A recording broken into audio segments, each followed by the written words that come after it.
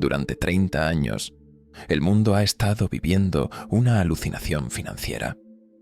Tu hipoteca barata fue un regalo de Tokio.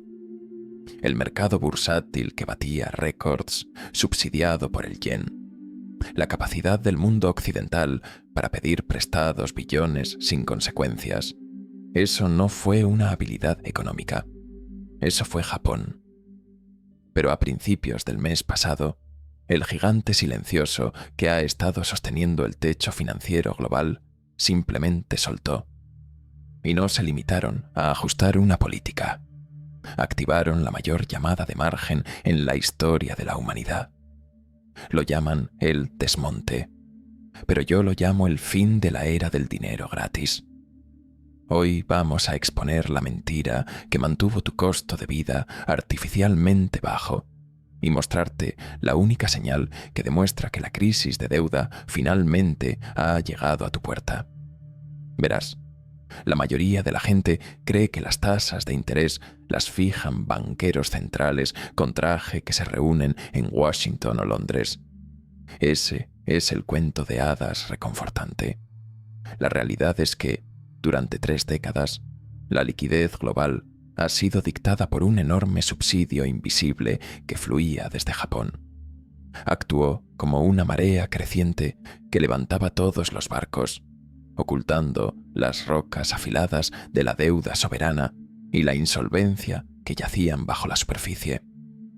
Japón fue el socio silencioso en tu vida financiera, imprimiendo yenes sin fin para comprar la deuda que nadie más quería.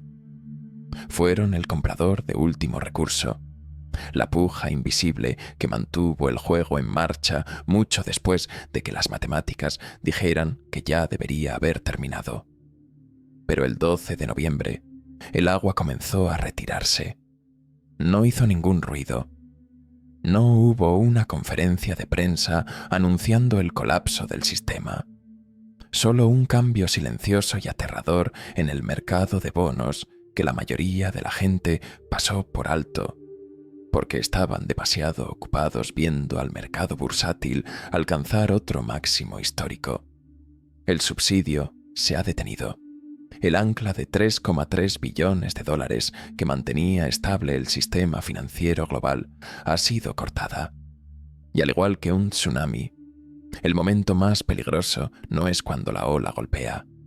Es ahora mismo, cuando el agua está siendo succionada lejos de la costa y los turistas todavía están de pie en la playa preguntándose a dónde se fue el océano. La liquidez que alimentó el sueño americano está desapareciendo en tiempo real, y lo que viene a reemplazarla es una volatilidad que nuestra generación nunca ha visto.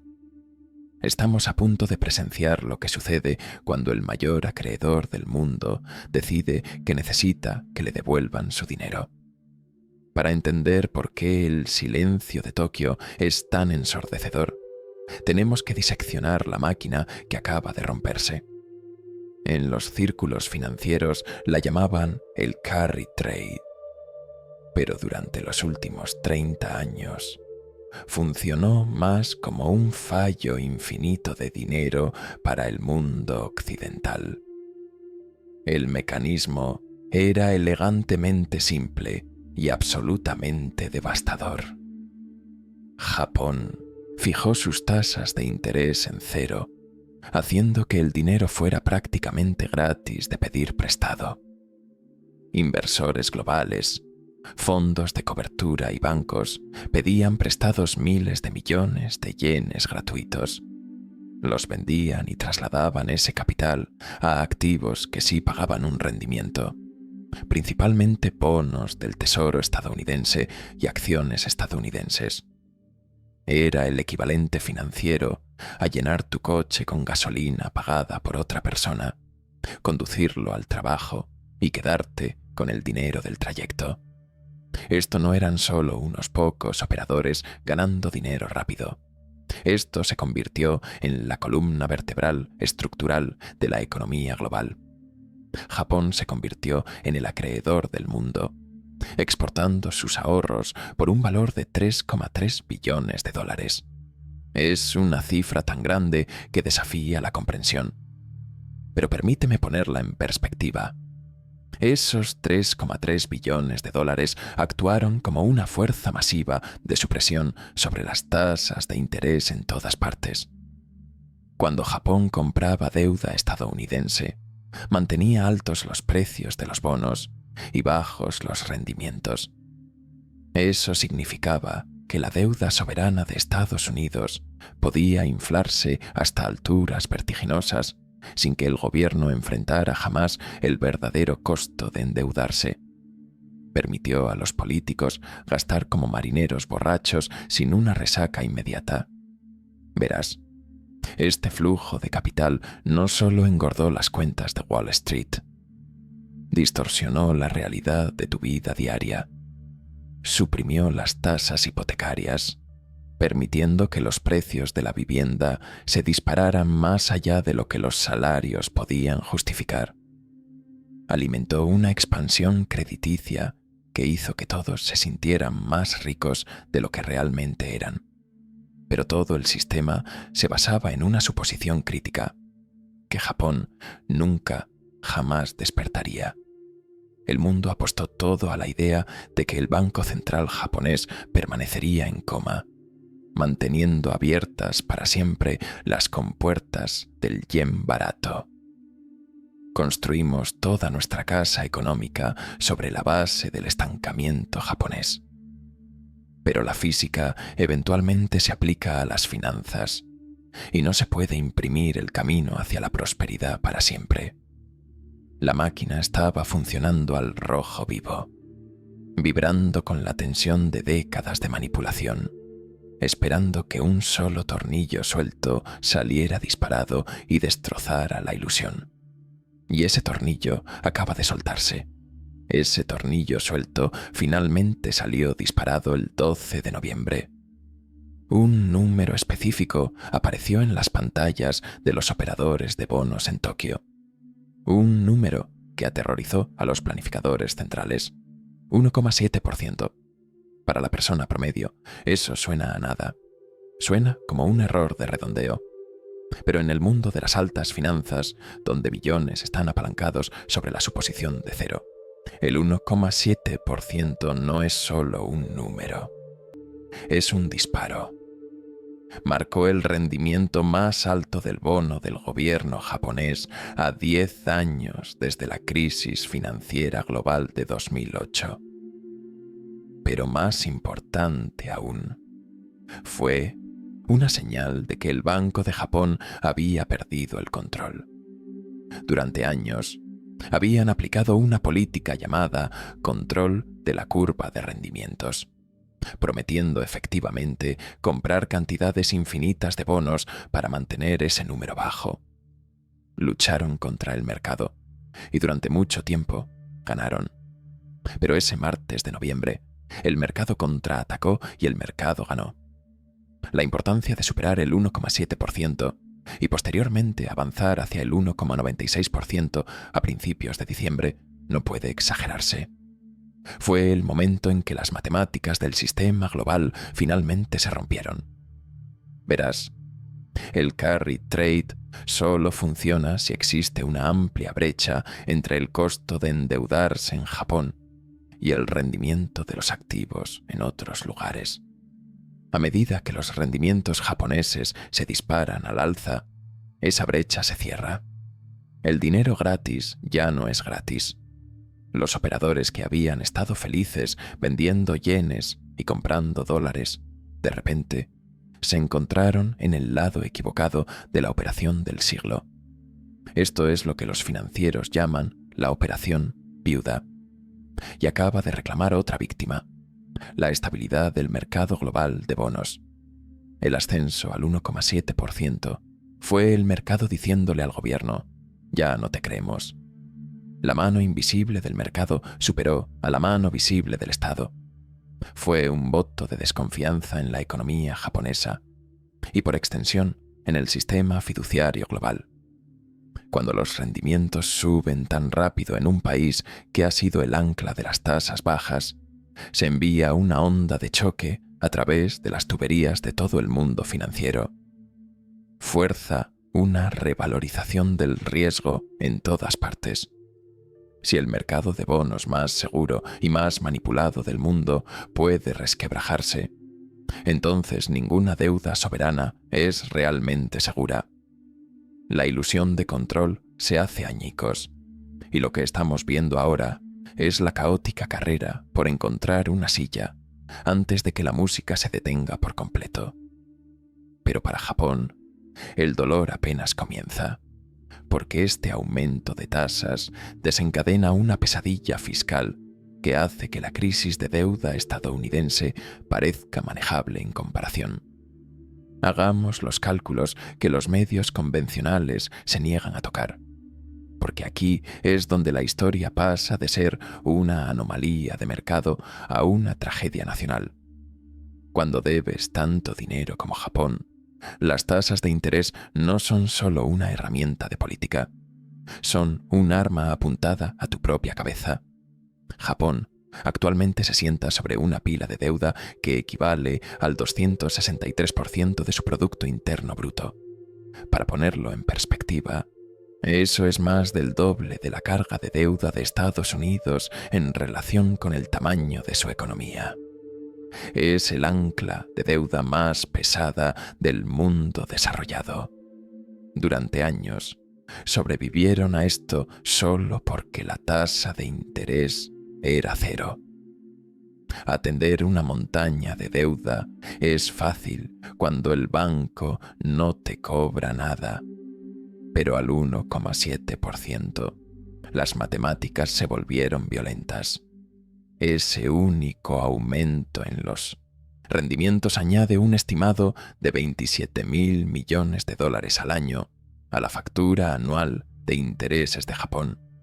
Son 27.000 millones que no pueden gastarse en atención sanitaria para su población envejecida. No pueden gastarse en infraestructura ni en defensa. Simplemente se evaporan en el agujero negro del servicio de la deuda. Y recuerda, esto no es una tarifa única.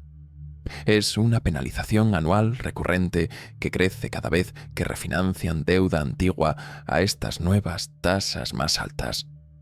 Crea un bucle de retroalimentación aterrador. Para pagar los intereses más altos, el gobierno debe pedir prestado más dinero. Pero pedir prestado más dinero aumenta la pila de deuda, lo que asusta a los inversores. Empuja las tasas aún más arriba y aumenta la factura de intereses. De nuevo, en finanzas corporativas, a esto lo llamamos una etapa de financiación tipo Ponzi, donde se pide prestado solo para pagar los intereses de lo que ya se pidió prestado. Japón ha estado gestionando efectivamente el mayor esquema Ponzi educado del mundo durante una generación, confiando en sus propios ciudadanos y en el Banco Central para comprar la deuda que ningún inversor racional tocaría. Pero el rechazo del mercado de bonos al nivel del 1,7% señala que el esquema ha alcanzado su límite matemático. El gobierno japonés está descubriendo ahora que la política fiscal tiene un techo duro. Están atrapados en una habitación donde las paredes se cierran. El agua sube, y la única herramienta que les queda es una imprenta que ya se está sobrecalentando. Se están asfixiando bajo el peso de sus propios excesos pasados. Y como estamos a punto de ver, su intento desesperado de gastar para salir de esta trampa solo ha acelerado el colapso. En un intento desesperado por detener la hemorragia, el gobierno japonés accionó la única palanca que sabe manejar: más gasto. A finales de noviembre, justo cuando el mercado de bonos comenzaba a convulsionar, un nuevo primer ministro se presentó con un paquete de estímulo por valor de más de 17 billones de yenes, aproximadamente 110.000 millones. La lógica era la clásica economía del siglo XX. La economía se contrae, así que el gobierno debe inundar el motor con combustible para reiniciar el crecimiento. Pero esta vez, el motor no se reinició. Hizo una explosión inversa. Históricamente, cuando un gobierno anuncia estímulos, los mercados celebran porque implica apoyo. Pero ahora estamos en un nuevo paradigma. En lugar de estabilizar la situación, el anuncio de otros 110.000 millones en gasto actuó como sangre en el agua para los tiburones del mercado de bonos. El mercado miró ese número y no vio crecimiento. Vio emisión de deuda soberana. Vio a un gobierno que ya está pidiendo prestado el 90% del dinero que necesita solo para pagar sus cuentas, decidiendo pedir prestado aún más. El mercado de bonos finalmente dijo no. Fue un rechazo a la premisa misma de que se puede resolver una crisis de deuda con más deuda. Este es el momento en que murió la era de los cheques de estímulo. La puja invisible que normalmente absorbe esta deuda, el Banco de Japón comprando los bonos de su propio gobierno, ahora está desbordada por el enorme volumen de ventas de todos los demás. El gobierno está tratando de rescatar un barco que se hunde perforando más agujeros en el casco para dejar salir el agua. Es una absurdidad matemática. La tragedia es que la economía japonesa realmente necesita ayuda. Se enfrentan a una recesión, un colapso demográfico y una crisis del costo de vida al mismo tiempo. Pero como abusaron de su tarjeta de crédito durante 30 años, ya no tienen margen de maniobra cuando la emergencia realmente golpea. El paquete de 110.000 millones está siendo visto por el mundo no como una solución, sino como un acto de desesperación. Demostró que los responsables de las políticas se han quedado sin ideas. Están empujando una cuerda. Y a medida que el mercado de bonos japonés rechaza este papel, las ondas de choque no se quedan en Tokio. Viajan a través del Pacífico directamente al corazón del sistema financiero estadounidense, porque la entidad que solía comprar deuda estadounidense ahora está demasiado ocupada intentando salvarse a sí misma. Aquí es donde la historia cruza el océano y aterriza directamente en tu puerta. Durante los últimos meses, millones de estadounidenses se han estado rascando la cabeza, mirando las noticias financieras con total confusión. La Reserva Federal, el banco central más poderoso del planeta, finalmente comenzó a recortar las tasas de interés. Te dijeron que el alivio estaba llegando. Te dijeron que los costos de endeudamiento bajarían. Pero si has mirado una solicitud de refinanciación hipotecaria o un préstamo para automóvil recientemente, sabes la verdad. Las tasas no bajaron, subieron. El extremo largo del mercado de bonos, en realidad, se disparó al alza. ¿Cómo es eso posible? ¿Cómo puede la Fed recortar tasas y aún así tu costo de vida volverse más caro? La respuesta está en Tokio. Verás, durante una generación, Japón fue el socio confiable y silencioso en cada subasta de bonos del tesoro de EE. Cuando el gobierno estadounidense necesitaba pedir prestado $1 billón para financiar una guerra, un estímulo pandémico o un déficit, Japón estaba allí con una chequera, absorbiendo esa deuda soberana como una esponja. Fueron la puja invisible que mantuvo suprimidos los costos de endeudamiento estadounidenses. Pero ahora esa puja ha desaparecido. Para pagar su propia crisis en casa, las instituciones japonesas no solo están deteniendo sus compras, están vendiendo activamente lo que ya poseen. Están repatriando capital, trayendo su dinero de vuelta a casa para tapar los agujeros de su propio barco que se hunde. Y este es el gran desmonte. Estamos presenciando un drenaje histórico de liquidez. Estados Unidos está emitiendo cantidades récord de deuda exactamente en el momento en que su mayor acreedor extranjero se levanta de la mesa. Es una pesadilla de oferta y demanda.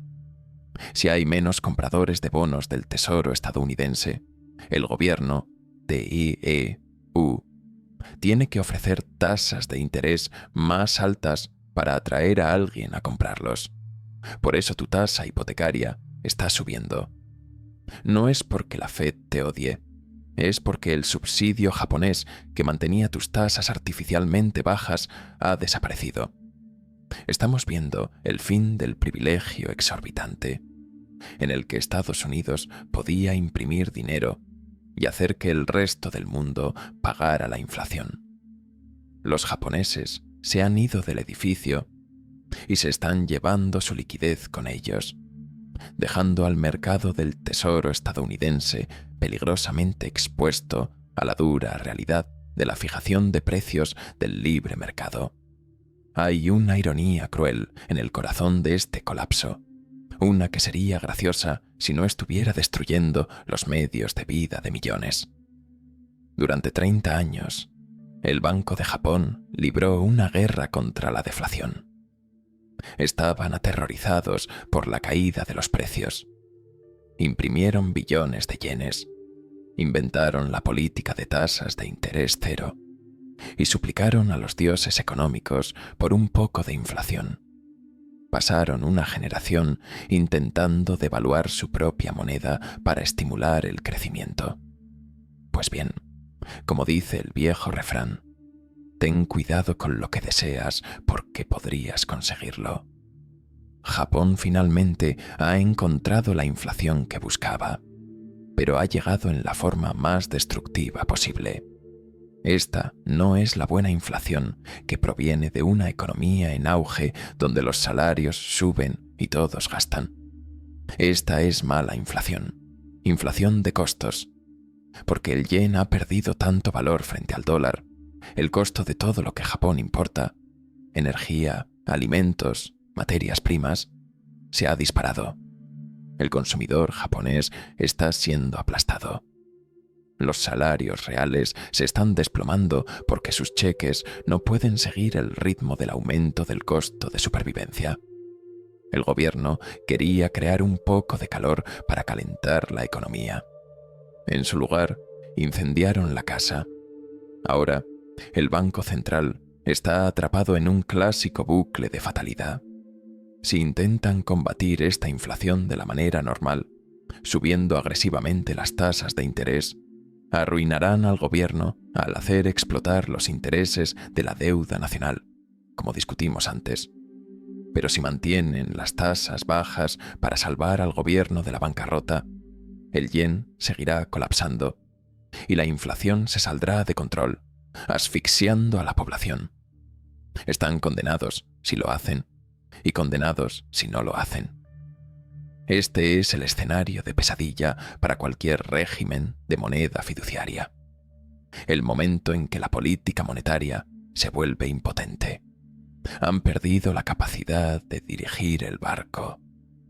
El volante se les ha desprendido de las manos. Y aunque el pueblo japonés es el primero en sufrir las consecuencias de esta trampa, no pienses ni por un segundo que este es un problema exclusivamente japonés. Este es el futuro de cada nación occidental que se ha atiborrado de deuda barata. Japón es simplemente el canario en la mina de carbón, y el canario ha dejado de cantar. Si tienes un 401k, una pensión o una IRA, esta es la parte de la historia en la que necesitas prestar absoluta atención. Durante 40 años, toda la industria del asesoramiento financiero se ha construido sobre un único pilar inquebrantable: la cartera 60-40. La regla era simple. Ponías el 60% de tu dinero en acciones para crecimiento y el 40% en bonos gubernamentales para seguridad. La teoría era que estos dos activos eran como un balancín. Cuando las acciones se desplomaban, los inversores entraban en pánico y huían hacia la seguridad de los bonos, haciendo subir los precios de los bonos.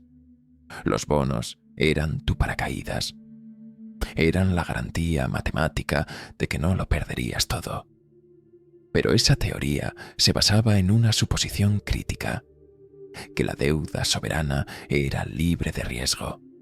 Se basaba en la idea de que siempre habría un comprador de bonos gubernamentales para mantener estables los rendimientos. Pues bien, como acabamos de demostrar, el mayor comprador de la historia, Japón, acaba de convertirse en vendedor. Y cuando el mayor comprador se va, el balancín se rompe. Ahora estamos entrando en una pesadilla de correlación, porque los rendimientos están subiendo debido a la venta japonesa. Los precios de los bonos se están desplomando. Al mismo tiempo, el mercado bursátil está temblando, porque los costos de endeudamiento están aumentando. Esto significa que por primera vez en una generación, acciones y bonos están cayendo juntos. El activo que se suponía que era tu escudo se ha convertido en una espada apuntando a tus ahorros para la jubilación. Esta es la muerte del refugio seguro. Los billones de dólares que descansan en fondos de pensiones conservadores ahora están atrapados en activos que están matemáticamente garantizados a perder valor en términos reales. Ya no estás obteniendo un rendimiento libre de riesgo en tus bonos gubernamentales. Estás obteniendo riesgo sin rendimiento. La red de seguridad que tu asesor financiero te dijo que siempre estaría ahí ha sido incendiada por el desmonte del carry trade del yen. Y si todavía mantienes la cartera tradicional, efectivamente estás de pie en el camino de una apisonadora sosteniendo un pedazo de papel que dice alto. Mientras los medios convencionales te dicen que compres la caída y tu fondo de pensiones se aferra desesperadamente a bonos que se desploman, los inversores más sofisticados del mundo se dirigen silenciosamente hacia la salida. Y cuando digo inversores sofisticados, no me refiero a los gestores de fondos de cobertura que gritan en la televisión por cable. Me refiero a las mismas instituciones que crearon este sistema de moneda fiduciaria en primer lugar, los bancos centrales. Observa lo que hacen, no lo que dicen. Durante décadas, los economistas occidentales ridiculizaron al oro como una reliquia bárbara, una piedra mascota para los paranoicos. Sin embargo, a medida que el mercado de bonos japonés comienza a arder, estos mismos bancos centrales están comprando oro a un ritmo que no hemos visto desde el final de la Segunda Guerra Mundial. ¿Por qué? Porque tienen acceso a los balances reales. Saben que la deuda soberana ya no es un activo libre de riesgo. En un mundo donde el mercado del tesoro estadounidense es volátil y el yen se está desplomando, un bono gubernamental es solo una promesa de un gobierno en quiebra de pagarte en una moneda que están degradando activamente. Tiene riesgo de contraparte. Si el gobierno quiebra o imprime la moneda hasta llevarla a cero, tú pierdes. El oro no tiene riesgo de contraparte. Es el único activo financiero que no es simultáneamente la responsabilidad de otra persona.